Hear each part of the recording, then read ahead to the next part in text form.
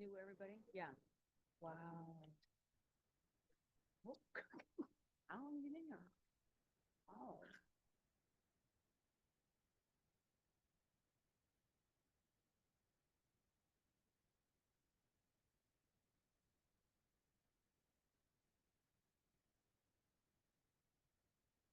Yeah. Yeah. It's hard to keep up. Even in high school, like I took pride in, like I knew most of the kids because I'd have, well, now they're starting to be the kids I didn't have at elementary. So I'm like, you guys need to pay attention to what other people say about me because this behavior is not okay.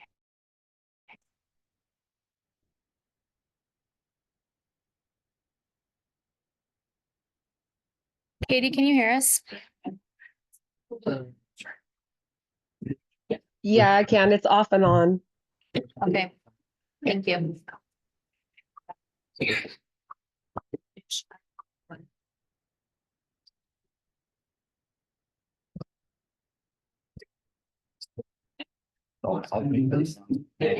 have a flyer for. They don't get them.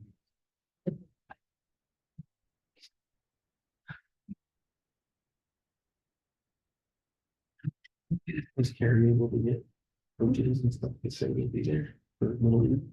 It's on it at 7 p.m. on Tuesday. It's called to. And we did get a roll call. Counselor Funderburk. Here. Counselor Duffloff. Here. Counselor Katie McMillan. Here. Counselor Wheeler. Counselor Dennis McMillan. Counselor Tenike. Mayor Sipe.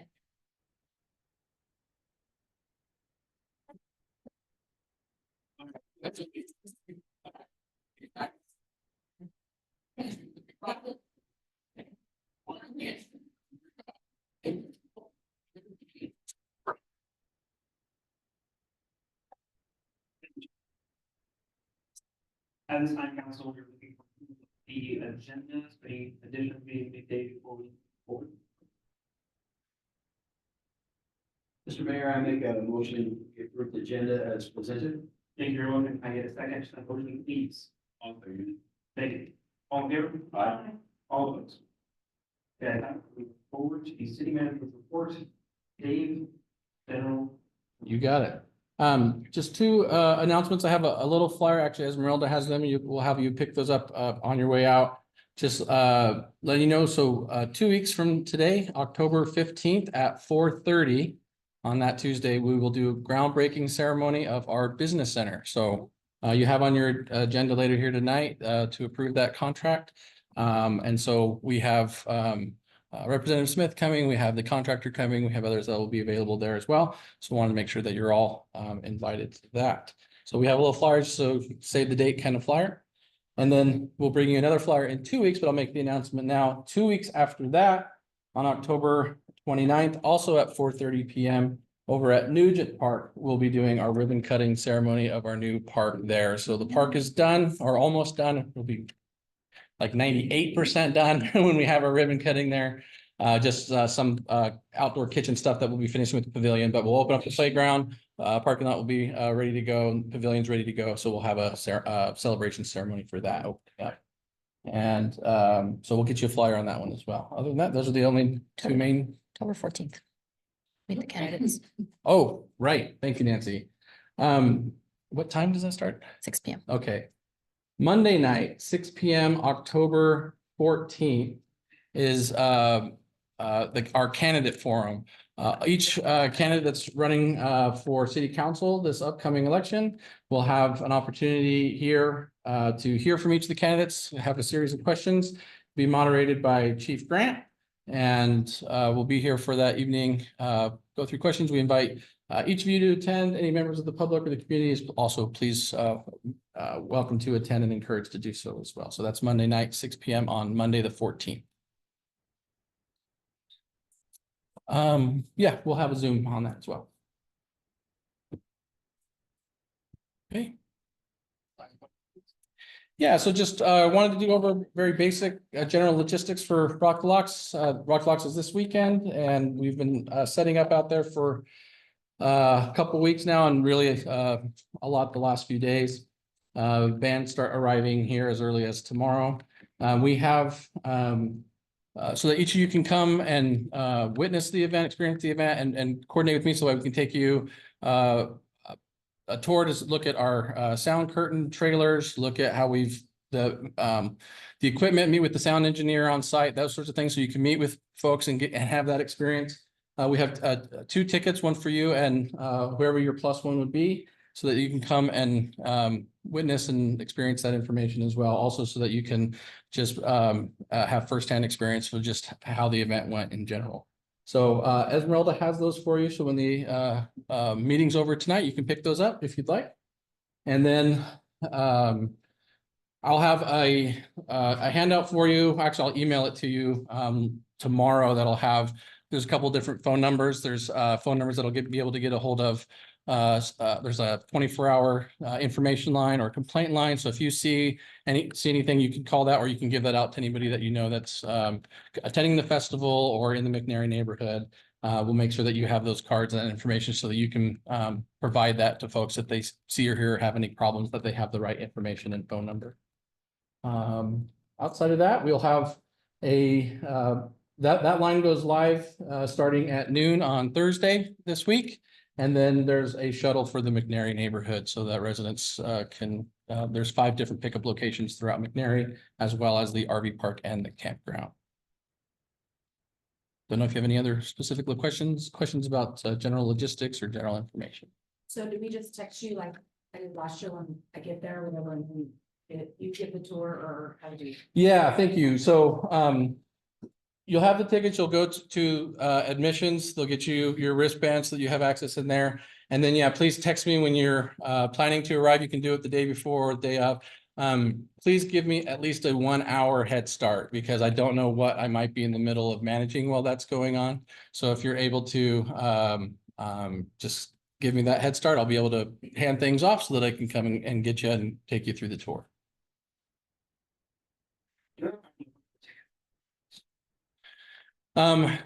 Ticket sales are up about 40% this year compared to where they were last year. I can tell you between all tickets sold, sponsorships, and so on, we're right around 4,000 tickets.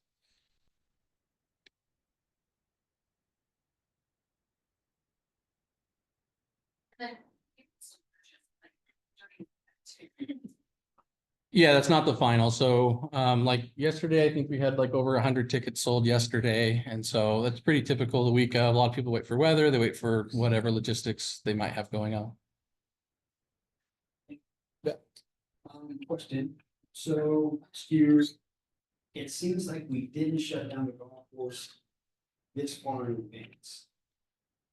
So did we need extra time to do it? Did we, just so I can have some information to send that? It's same number of days prior to. So it was the Monday. This week or this year started on the 23rd. So yeah, we do it the Monday 2 weeks before. And so it's I think that it comes to like 13 days or 12 days prior. I just wanted to make sure. Yeah. And then,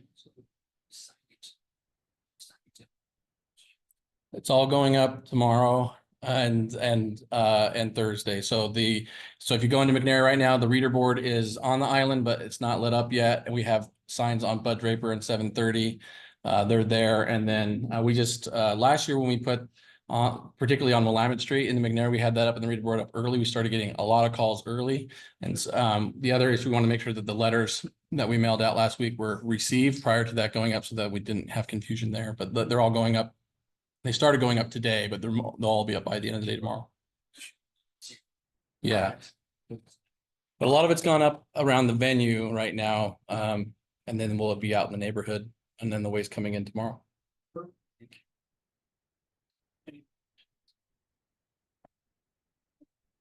Yeah. So.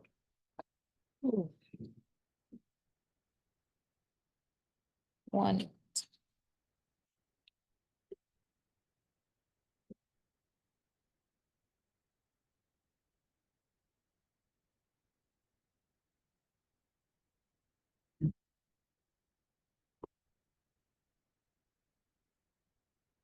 I really do think we should just make Josiah standing Agenda. I don't have to type it twice. First up, we have. Thank you. I've been on that long.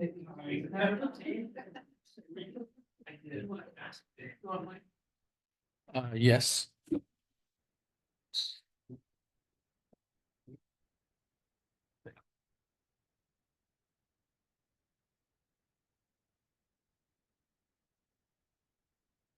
So 415 Stevens Avenue. First of all, I always want to acknowledge the job you guys do. Thankless job. We're gonna have some things coming for you in the near future, mostly about quality of life issues. And I hope you take them into consideration. Your commitment to serve the community. One thing that I want to talk about was changing the date for rock walks next year. And I mentioned it at the last meeting. You were moving it up earlier, kind of cut into the golfing thing, which I'm a big part of. Thank you for that. And it's, I mean, if your ticket sales are up 40%, why move it? I'm just saying. The other thing that I would like to keep reminding you of is we talked a while back about enterprise zone situations. I know Mr. Stockdale has said a couple of times that they're probably going to have enterprise zone agreements before the end of this year. Special districts, fire district, hospital district, we're interested in what's going to happen with that. And I haven't seen anything come up in city council, so I just want to remind you that it would be beneficial for us to continue to have that conversation. Thank you. Thank you. Thank you. Next, we have Bill Pratt.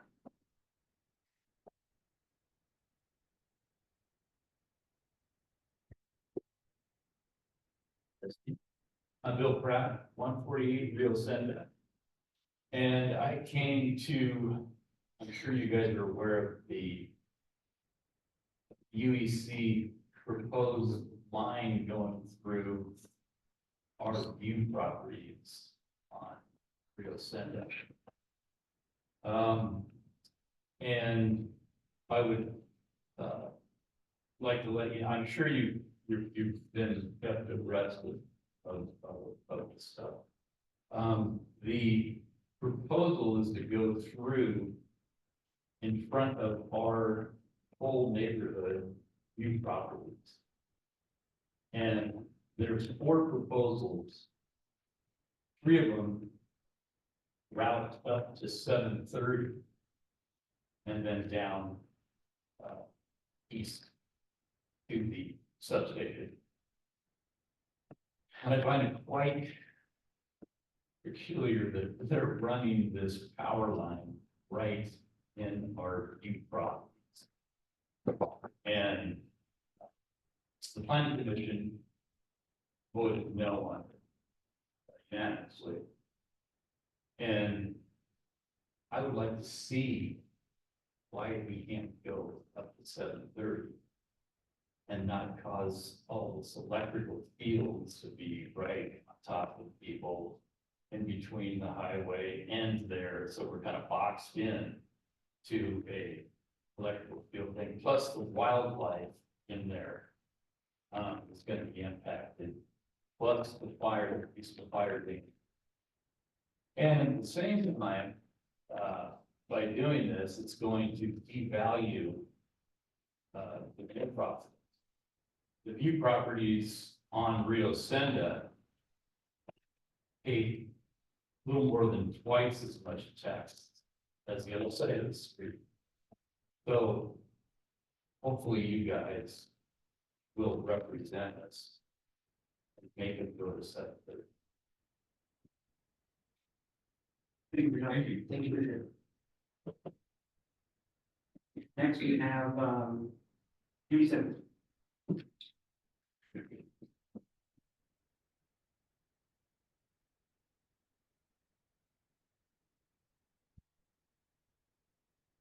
My name is Judy Simmons. I live at 205 Yaphank Street.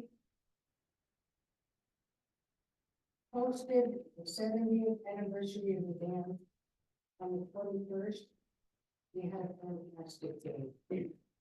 There were between 30 and 40 people there. A representative from the dam was there and gave a nice history. But I was kind of surprised. Nobody from the city was there. No members of the city council or the mayor.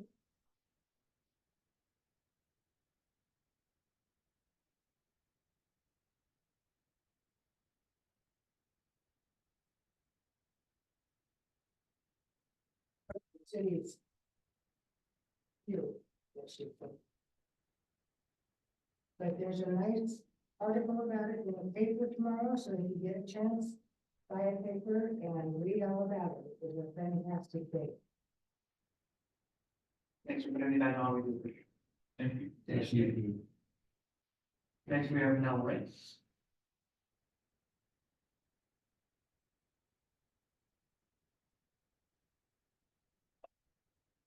So I'm Mel Ray, 141 Cinda, and I was going to speak on a subject that Bill Pat spoke on, which was Parliament, but next to the Cinda. And I found out that planning commission was already ruled on it. I don't even know if it's going to come to the council. Is it even going to come to the council? You know, There's a appellant window available to UEC. We haven't received anything yet, but the window hasn't closed yet. We will. So planning commission gave staff extra time to update the findings, so we will be bringing back the findings to incorporate all the discussion from planning commission. Sorry, I don't have my calendar up. I believe that's October 22nd. It was anticipated they will adopt the findings that night and we will send a notice of decision out that next day, the 23rd. Technically, there's a 10-day appeal period that will start presumably the October 23rd. So they didn't vote on it.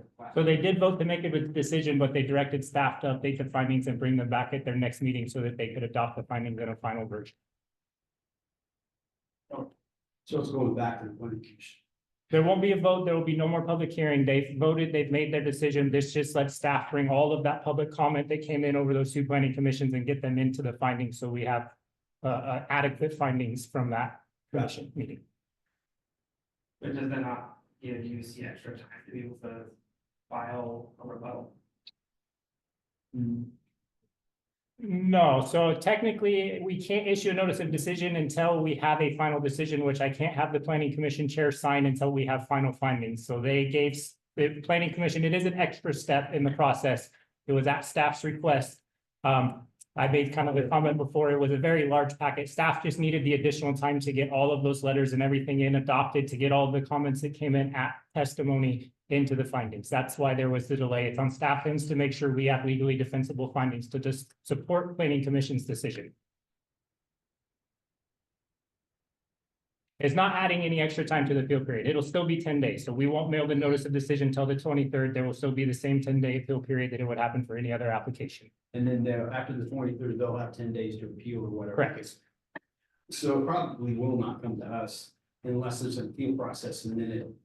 If there was an appeal that could come to city council, probably sometime about the end of November. Looking at kind of thank you for answering my question. I'm sorry. Kind of, anyway. You bet. You bet. Thank you. Next, we have Mia Hadid. I wrote down what I had to say because. Thanks, man. It's okay. Oh, everything, please. Yes,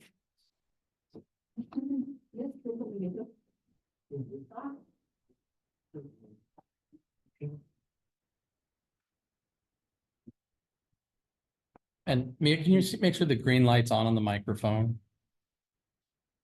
If it's not, just hold the power button down. Oh, yeah, thank you.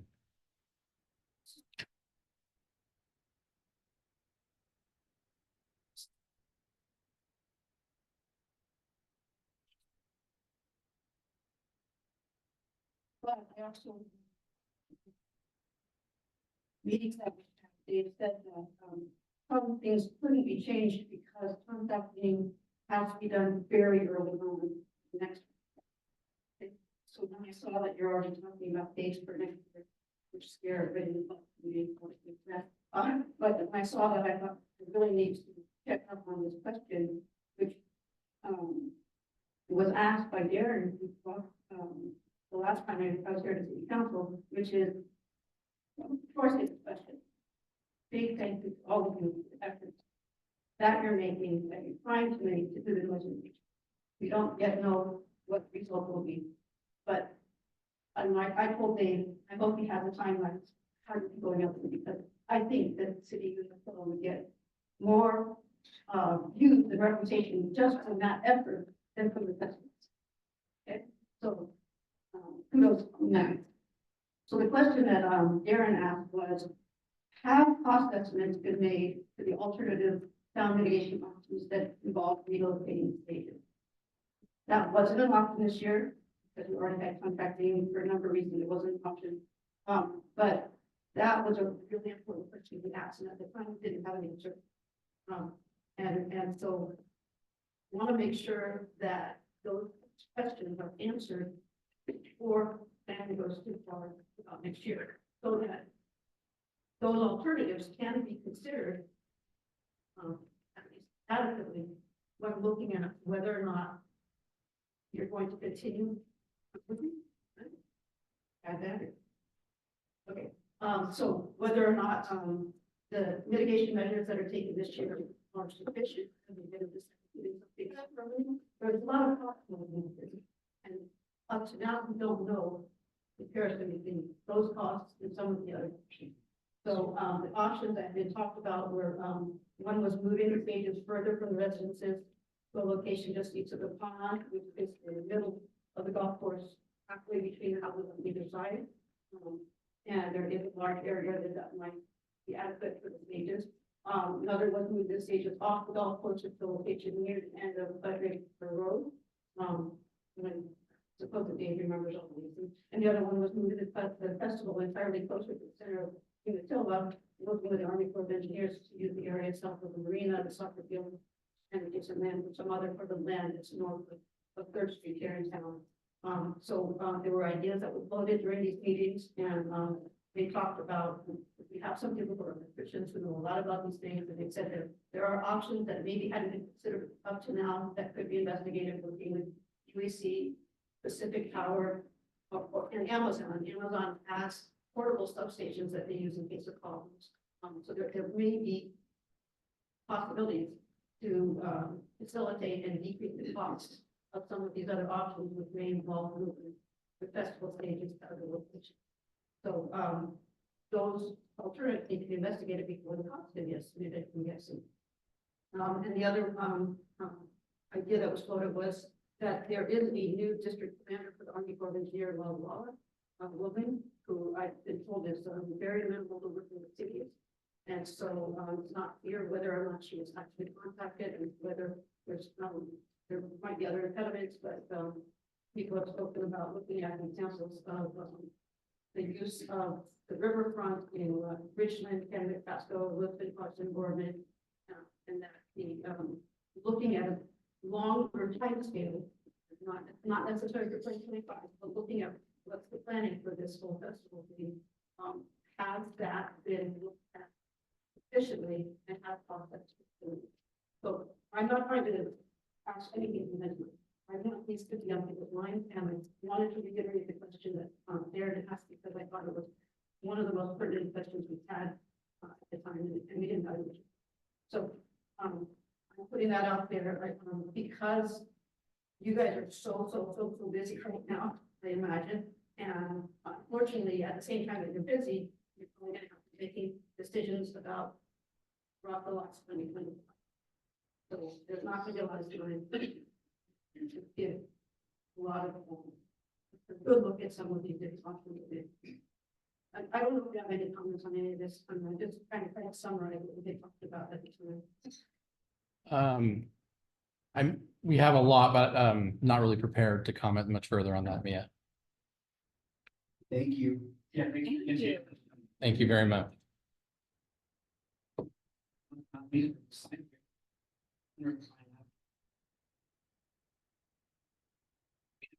Yeah, we keep these. Yeah. Or Walla Do you want one? Yes, thank you. Josiah Barron, Umatilla Chamber of Commerce, on Pine Avenue.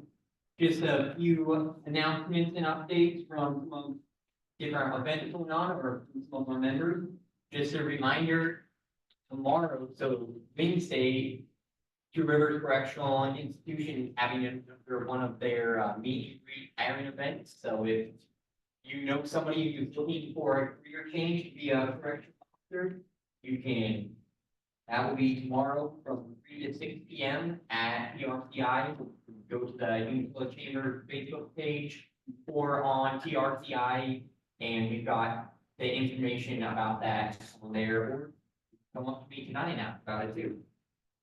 Then, because Rock the Locks is this weekend, I just wanted to, well, first say, great job to the city, all your, I know, rec and everybody in the city, the city staff's been putting a lot of work into this event, but I wanted to give a reminder, if you haven't seen it, this year we have a few restaurants that are doing a special discount during the festival. And for those who show their Rock the Locks Festival badge, you can get 10% off at Crossroads Truck Stop, Old Nick's Restaurant, Ray's Days Diner, and Russell's Plate Tavern. If you, during the festival, show your Rock the Locks bracelet, and you can get 10% off there. And Domestic Violence Services has their silent auction, annual silent auction, they just coming up in.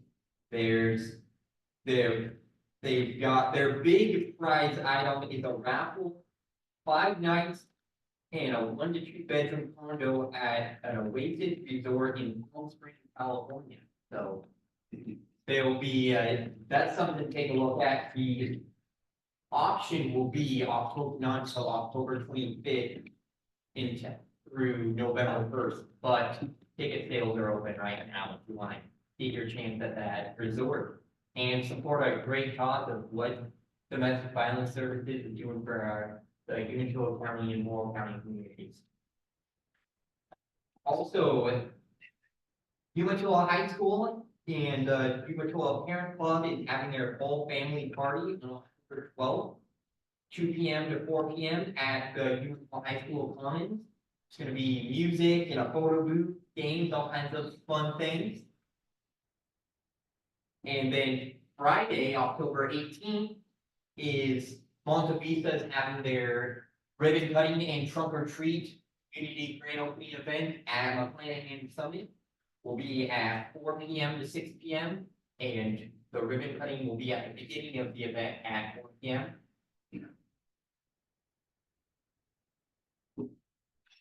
And I'll have all these for you, Nancy. Thank That you. way you need to add anything. And then also, if you don't already have your concealed carry permit, we now have local concealed carry classes. And right here in Umatilla, Armed Surveyor Security Specialist is having a concealed carry class at Quality Inn on Saturday, October 19th from 9 a.m. to 1 p.m. If you go to armedsurveyor.com, you can find out information about the classes and get registered there. And then, of course, Trick or Treat on 6th Street, that annual event we all look for, partnership between the Umatilla Chamber and City of Umatilla. Lots of things going on this time, but 4:30 to 6:30 p.m. Friday, October 25th. I know City Hall always transformed the plate, and you won't want to miss that tour and see all city staff in their great costumes. I know Brandon's looking forward to it. But there's gonna be also the annual business decorating contest. Check out some of the businesses that are participating. I know the Bridge and Java Junkies and Banner Bank in the school district always are really competitive on the contest there. And also the museum, same day, will have to be having their annual pet costume contest with prizes involved. PetSmart gift cards for first, second, and third place. If you wanna check that out. And then from 6 to 8 PM on that same day, along with the festivities on the 25th, Umatilla High School is having their haunted house that from 6 PM to 7 will be $1, and from 7 to 8 PM at $2. And proceeds will be going to the Cancer Cares Organization. But, and then one last, two things. Also with trick or treat, like I said, there's a lot going on with trick or treat on 6th Street this year. The pumpkin carving contest is coming back again this year. So it's not just open to the kids. Adults can register for pumpkin carving contest as well. You can go to on the Umatilla Chamber website, umatillorchamber.org, or get on Facebook, Umatilla Parks and Rec and Umatilla Chamber. We've got a Facebook page on there. We've got the details of each of these events for trick or treat on 6th Street that I mentioned, and those details. But there's also prizes involved for the pumpkin carving contest. The $50 gift card from Java Junkies, 25 from Raised Days, and 4 free tacos from Local Mexican food for third place. You could have some fun, and so certainly back and check out what the city do, all the things that are going on at trick or treat on 6th Street on October 15th. There's gonna be a lot going on. And then finally, with election year, I just wanted to bring back up Measure 118, the 3% tax increase for businesses. That's something to do some research on some more, and because but we have now more information at the chamber office we got from the Measure 118 coalition. We have these in the information guide in English and Spanish, and also some sign as well. So thank you very much. I know I had a lot to say tonight, and thanks for sharing with me. Thanks, Josiah. Thank you, Sam. You.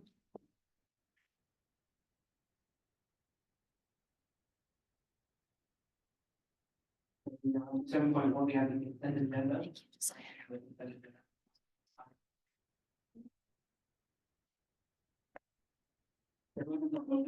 Consent agenda apps.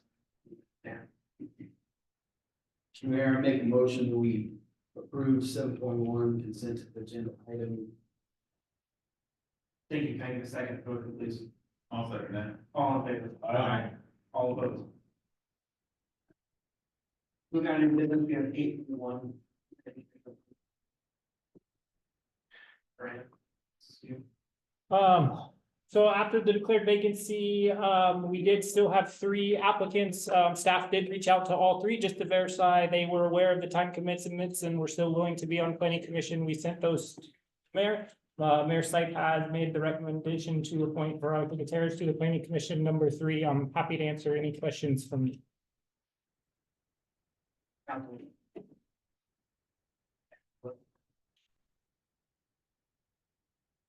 Business item 8.1, your mayor's appointment of Veronica Gutierrez to the planning commission number 3. Thank you. Can I get a second? Vote, please. All in favor? Aye. All opposed? Thank you.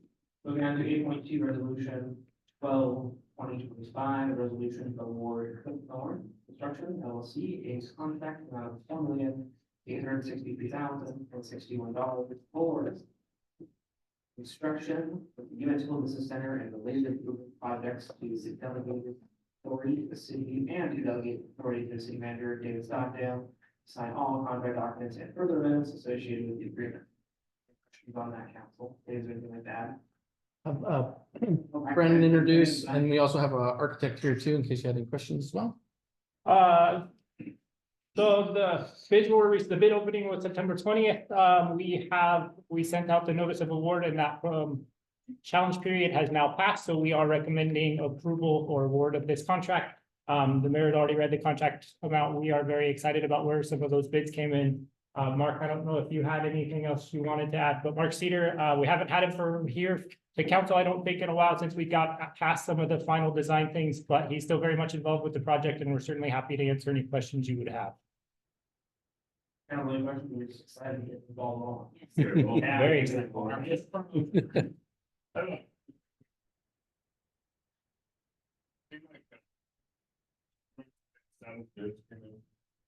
It was 6 qualifying bids, but 7 bidders.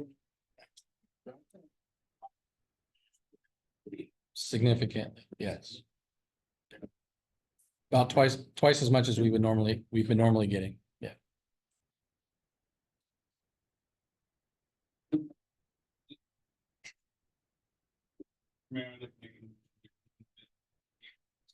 Resolution 12-2025 for construction.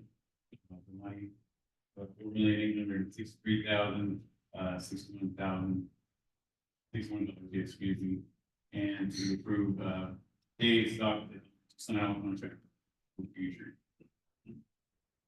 Thank you. Hang on a second. Motion, please. I'll second. All in favor? All opposed? Moving to 8.3, we have moving Rockville Hawks from 5 and 8. Either the third or fourth weekend of September.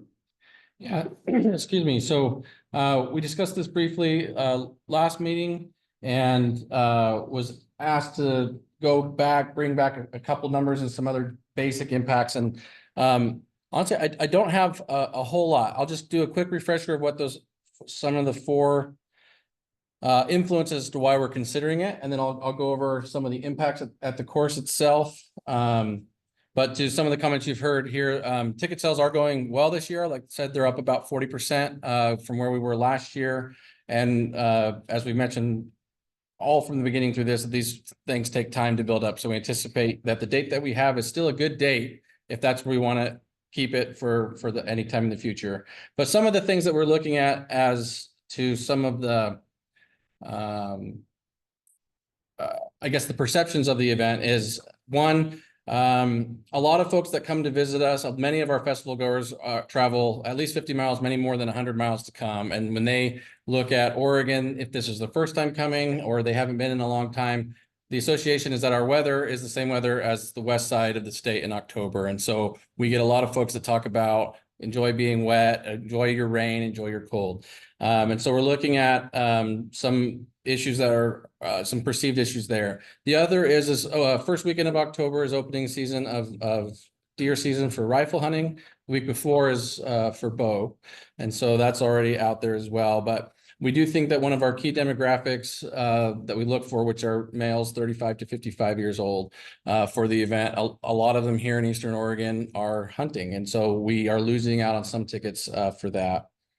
When we first brought this date to the first weekend of October last year, it did misplace one tournament that was there, which is the Big River Golf Course Ladies Club. They host a tournament. It had always traditionally been the first weekend of October each year. They've since moved that to just the week before, so it was actually just this last weekend. Which has worked well the last couple of years, except that they're playing a tournament on a modified 9-hole course. And so it's just not ideal. It's not bad. It's just not ideal. You want to play your tournament on a full 18-hole course. So if it were to move to the third or fourth weekend, that tournament would be able to move back to its traditional weekend. It's not a lot of participants. In fact, it doesn't meet our minimum thresholds, but it's a long-standing club and tradition that's been there. So the tournament's been allowed to continue for the event. The other one, as far as festival impacts that go, and I'll circle back to the golf course itself for regular play, green time, and so on. I'll come back to that in a minute.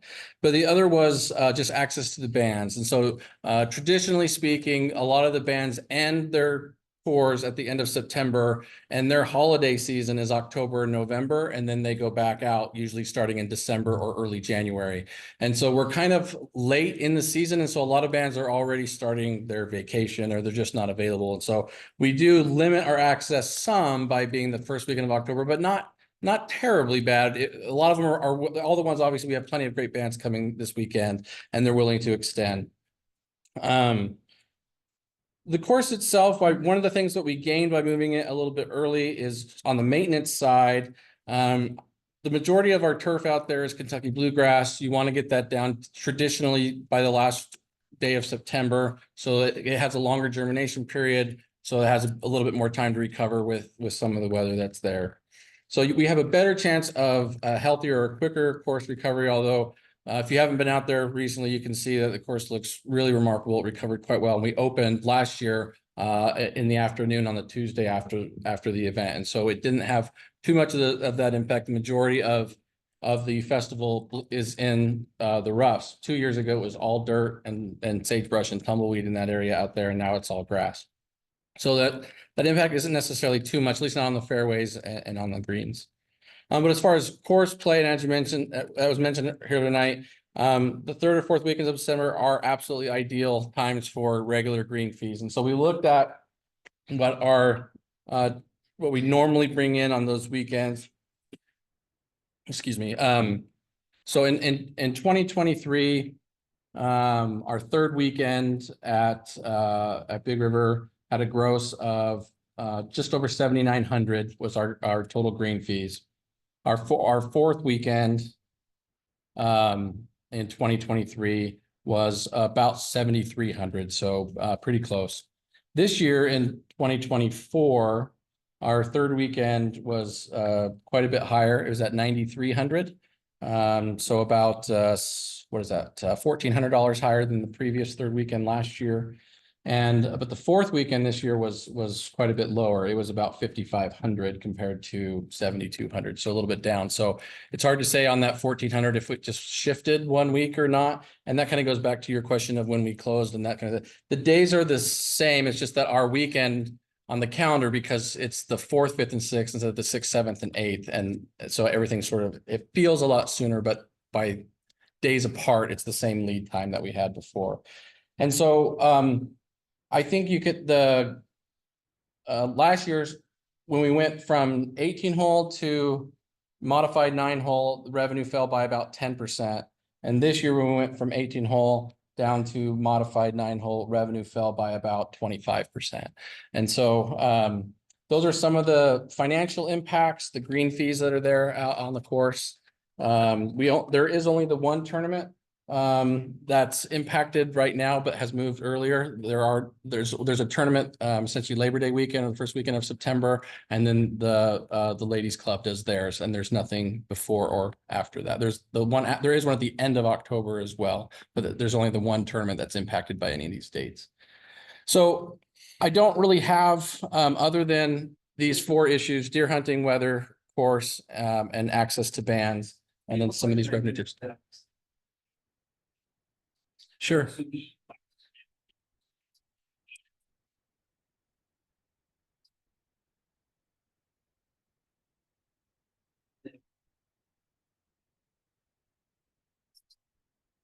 Being in this September, how are you looking like for that continued support, because especially the roundup and this kind of summer events in that area, is that going to be like, well, we have work to do? Like, we still got an area to support.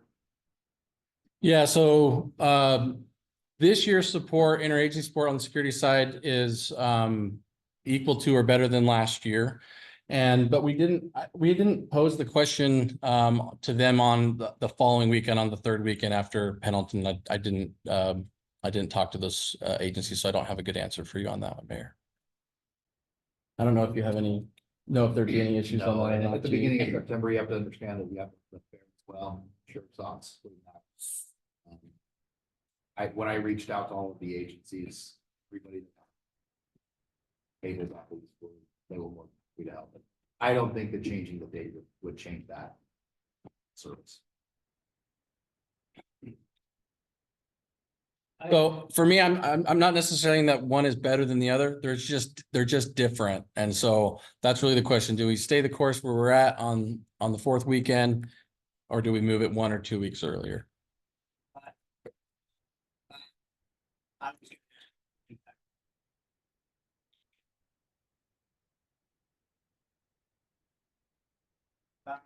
Microphone? Sorry, Darren, your microphone, if you could turn that.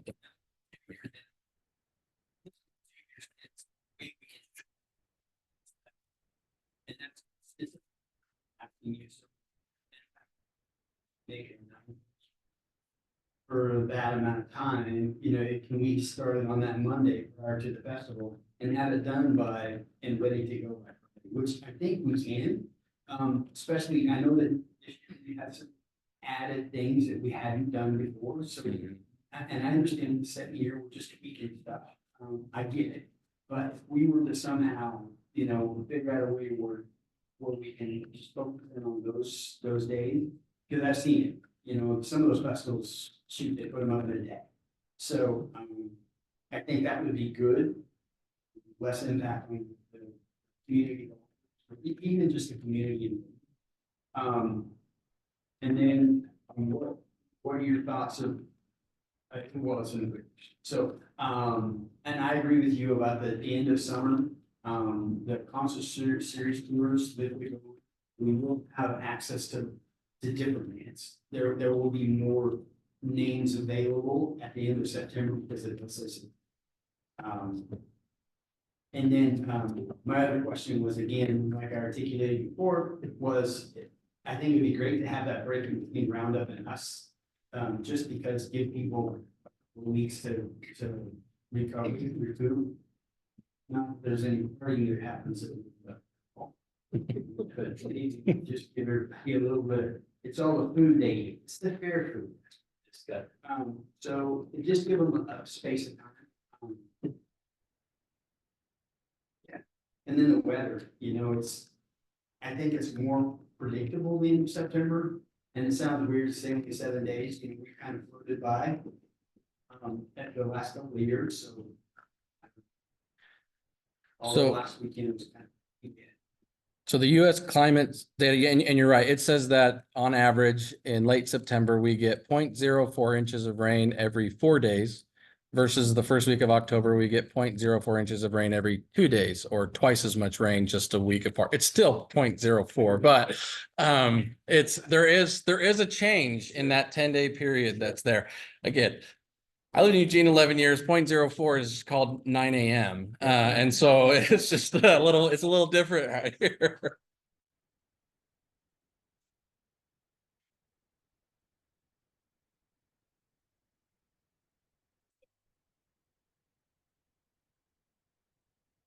Like, I think Carly, you brought up, you know, mine.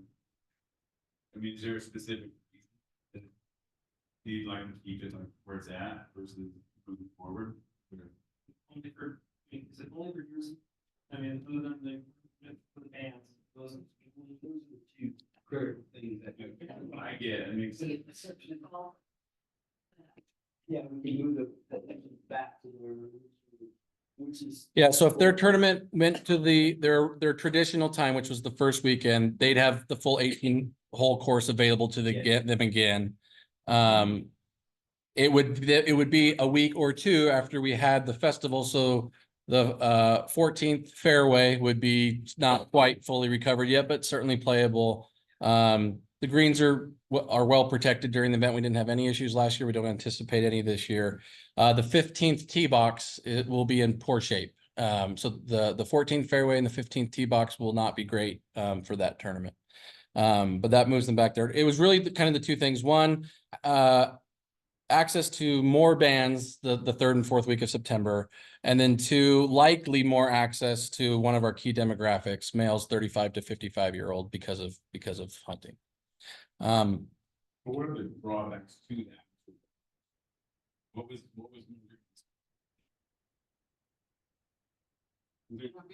Yeah.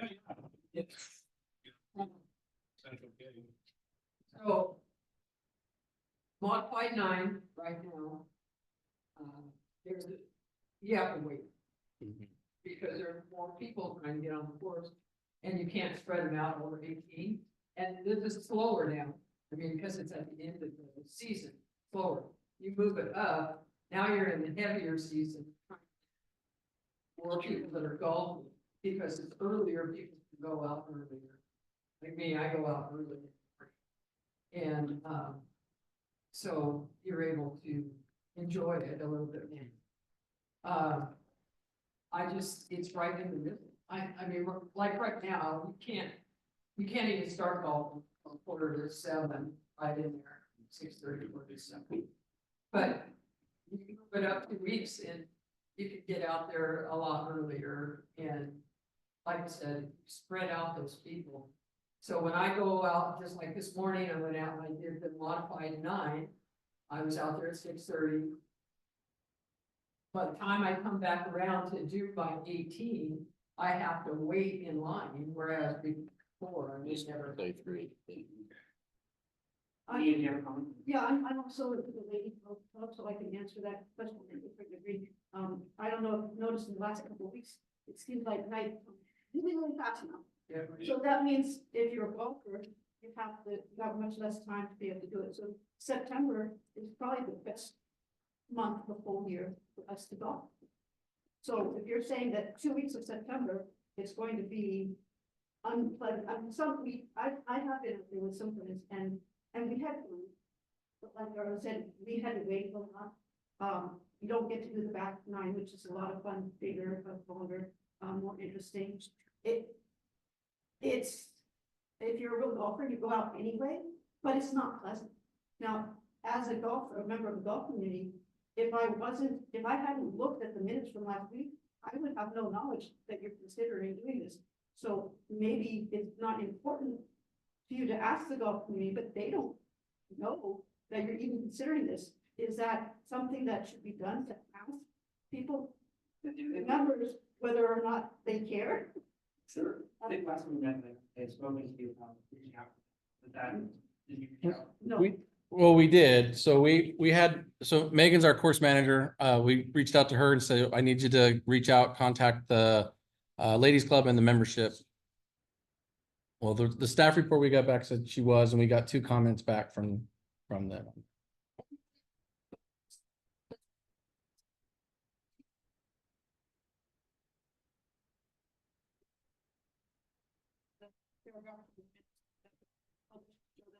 Happening, and that was the first thing for the. Sure. So we did not receive an email from Megan on this subject at all. Okay. Maybe she said it's, she sent us emails a lot about things like about the Sure. work being done stuff. There was no email that went out about this subject. So, I would think that you would want to at least get input from the golfing community about that. And again, Aaron's suggesting that maybe if you condense it down to only a week of interruption, not a week of. That would be huge. That would make a huge difference. That would be huge. Like because- taking 2 weeks out of Yeah. September. Yeah. But that's. Well, Well, and that, Thank you. so to kind of go back and to answer that first question, so if next year setup is very similar to this year, let's say we do a curtain again, we have that kind of stuff, we know what our hours are, we know what the staff are. We would probably set up the perimeter fencing early because that is a lot of fencing and it takes quite a bit of it's not difficult, it just takes a lot of time. So in theory, I think you could do it, for example, the 4th weekend of September, but only have it closed that 1 week. And so you kind of have similar impacts to what we've had the last 2 years, but on a condensed issue. You could do that on the 3rd week as well, but if you were to try to keep it to that later date, you could do that. Even if you kept it in October, same thing. I think we could do it that Monday before, with some work out there where some of the, it's not as the view isn't as nice, right? Nobody likes looking at those fences. Nobody likes looking at trailers and things like that, but those things could be up and the course could still be open and play, all the rest of the things. So if people are okay sort of playing around some of the stuff, which most people were last year. And I'm telling you right now, the ones on if we on the other side too, that would be fantastic. Sure, yeah. Double decker, we need to go. a little bit. Even triple. So so to answer that question, I do think that, with a sort of condition answer of some things will go up, but we might have to play around some of those things. I think the answer to that question is yes, we can get that to where the modified 9-hole, instead of it running, 15 days, we can probably get that down to 8. And I think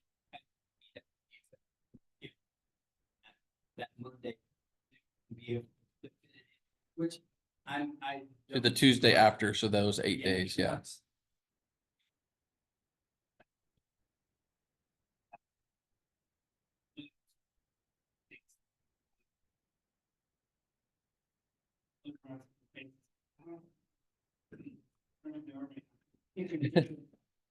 From the ones that are here, I mean, Esmeralda more than others, but so Public Works is doing the lion's share of the work out at the course right now.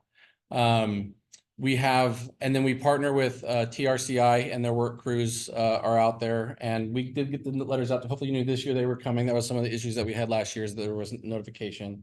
So we have access to those crews, and then we have access, we hire express temp staff come out, and then we have lots of volunteers. So it would just be organizing that a little bit different, bringing in temp a little bit earlier, bringing in volunteers a little bit earlier, access to those crews every day instead of 4 days. I think we could get there, especially like I said, if we do, it's still 2 weeks on if we keep the perimeter and we keep some of the other stuff on the interior, but keep the course open. Here's a-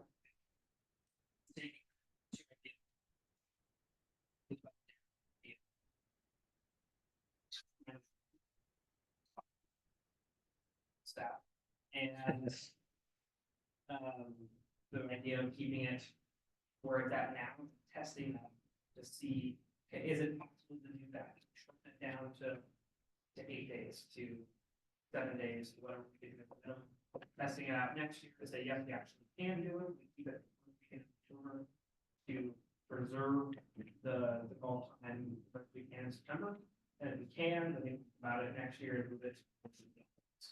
I don't know, that's where I'm at next. I'd like to ensure that we're communicating clearly with our community partners. Something like that wasn't quite perfect. At the same point in time, I think it's also really critical that we try new things and try to better that and move forward. So we'll try to. That's what I had, I'm kind of leaning towards moving it to the last week of. Only because I think it's gonna give a better side picture for us for entertainment. And I just think we're gonna have better outcome. I mean, looking at things, if we could get it down to that 1 week and make it crunch time with that way we impact the community, the golf community, I think it'd be fantastic. Could there really be minimal change to what it is right now, instead of moving it up, as long as we Right. set up the right for weeks, so it'll be essentially the same, just moving forward. I'm not against it either, as long as it seems reasonable. I think I'm fine, so I think we should just make sure we're having clear communication for both clubs and before we make this big of a change on. Should some people we can push this through. I think that's the biggest stakes. The impact community making people aspect and not just in our own agenda. I don't disagree with that at all. I think that would be, when we message it out to the golf community and say, this is what we're looking for, the end of September. And then also in conjunction, being able to move the women's tournament back to where it historically was. And then also message it, if we could, that we're not going to be shutting it down for the 2 weeks. We could finance that down to that. And then my other thing here is that we do a rock and loss tournament. I think that would be fantastic. We did something for that for the community. We had something right before the event. We have a rock and loss tournament deal. We have some community members involved. I think it would be. And make it part of it. You know what I'm saying? That way we have everything. Just put more pressure on the plate. It's okay. Yeah. No, that's okay. And yeah, I agree that we need to get more information, more feedback from the membership and from the other golfers that are there. Tried to move swiftly, clearly wasn't communicated well enough, so we need to get more information there, no doubt. with that, you'll probably see it in 2 weeks on your next agenda. We're gonna try to get people information out as quickly as we can, mainly because we are already talking to bands. So they start booking about anywhere from 10 to 15 months in advance on what their tour is. And so we have several that we're talking to, so we just need to, we can't give them a date yet, so we don't really know. Yeah.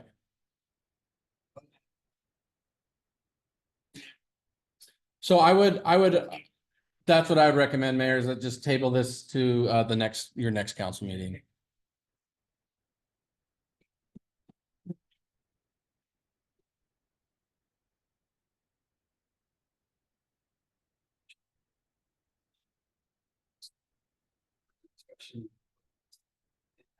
City staff. Make a second, please. All of those. Great. Thank you. I'm looking for our next.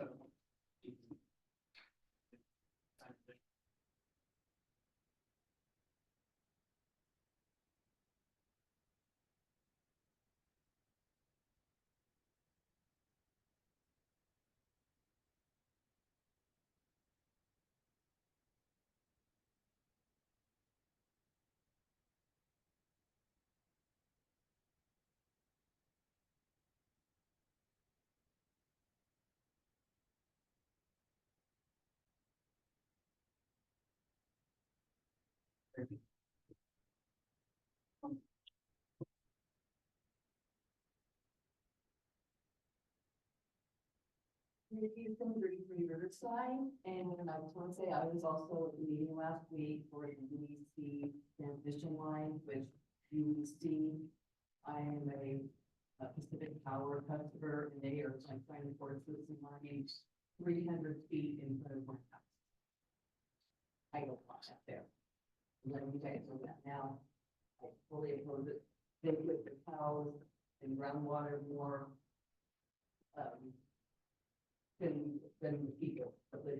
So, they say that they've met their criteria, so they can rent it down in front of our houses, and I don't care about their criteria, they can shoot that to the moon part. Because I don't want to live their life, I don't listen to them, I am not their customer, I am not getting any benefits from this, so I am letting you know, we are not happy about this at all, and so we are asking you guys, of course, to take consideration all of us, not the cows, not the groundwater, but the people who actually live here have to look at that every single day. I don't want. So, thank you. Thank you. Okay, moving on to the mayor's message, for Chief. Thanks to you for, city staff for your guys' for unlock the walks. It's, pretty impressive. Yeah, It's a big wall. Really big wall. Yeah. You know, good work and, hopefully, start to feel like fall outside. We're going to go down to the council meeting section and we'll start with. Thank you to everyone who came. And I'm sorry if I started my eyes glazing. I'm not a golfer. I'm sorry. I have no idea some of these things you're talking about.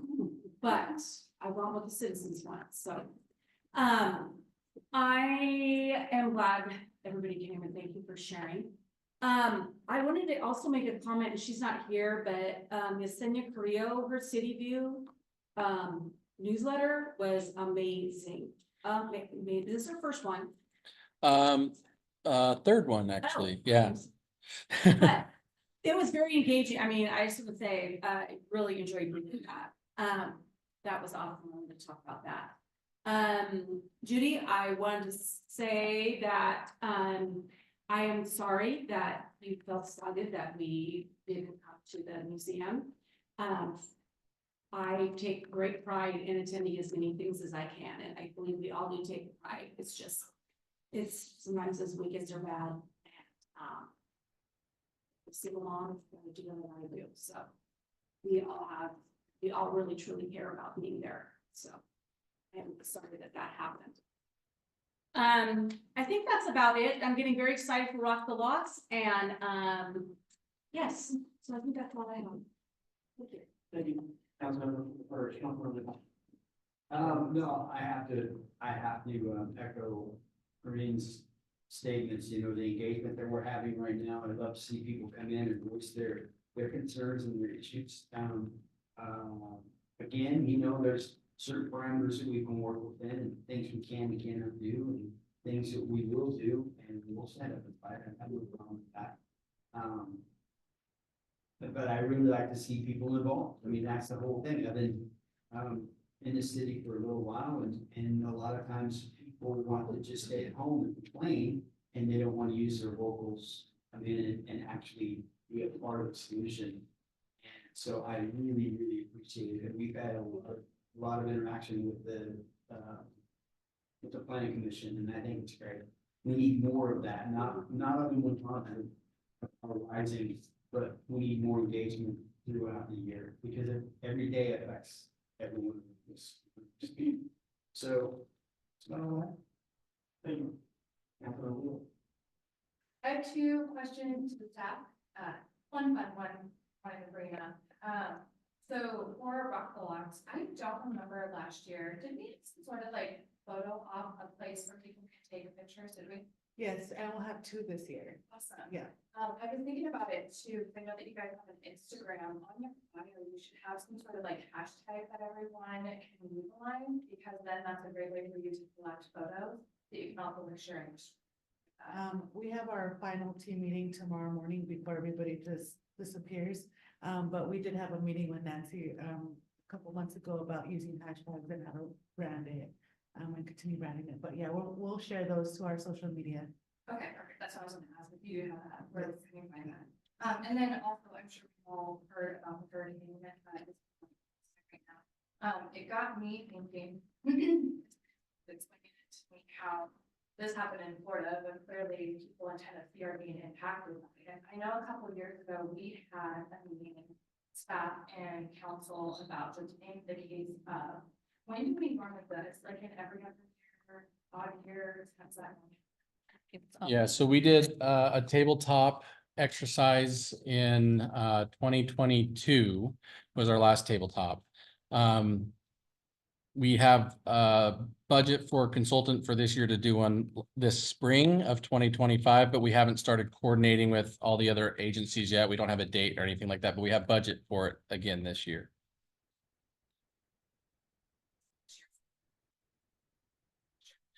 Yeah, we'll probably have information at your second council meeting of the calendar year. At that point, it'll just be save the date information, and then we'll be coordinating with all the interagencies to look at that.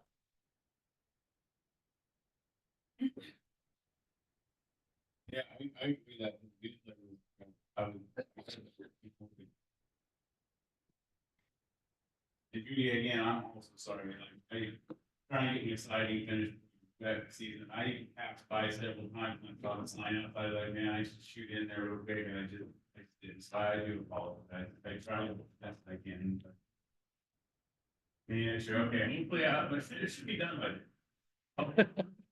And then you have an incredible heart. You know that.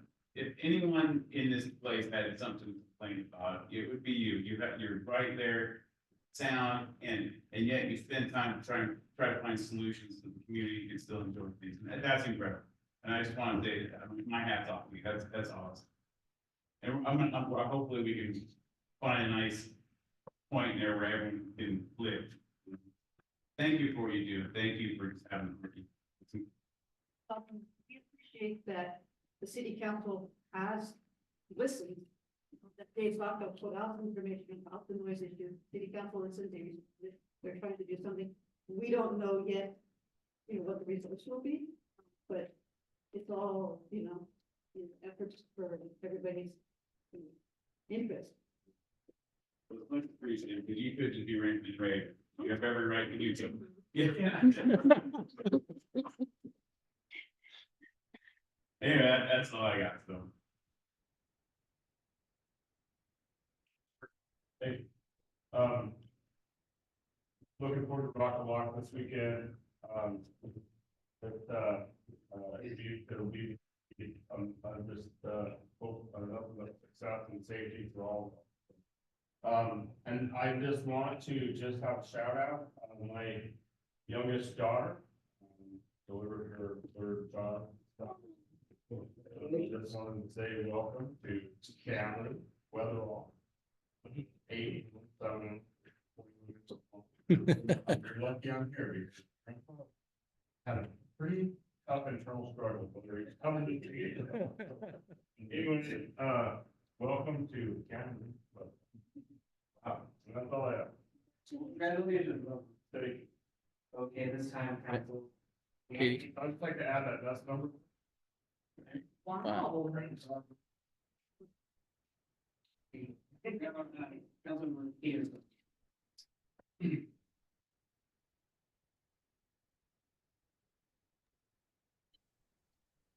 Thank you. Sorry I couldn't be there tonight. It was a little hard to hear everything, but I do appreciate everybody who came out and voiced their opinion because we need a lot more of that to know what's going on throughout the city. But I'm looking forward to see how Rock Blocks goes this weekend and see everybody's hard work, and I'm excited for the Halloween to see what the city comes up with next. So thank you, and you guys have a great week. Okay, at this time, we need a motion to go into executive session. Mayor, I'd like to make a motion, we regular session enter into executive session. Thank you, motion, thank you, second motion, please. I'll second. All in favor? Aye. All opposed? The ayes have it. The council now meet in executive session, pursuant to ORS 926602E, and the executive session to be considered a real market and ORS 1926628 to public hearing and the city of Louisville and the state of interest. Newsletter. On our website, and if you go to our Facebook, it's posted there as well. To the Umatilla city, because there's so. Nope, Umatilla City. City. Yep.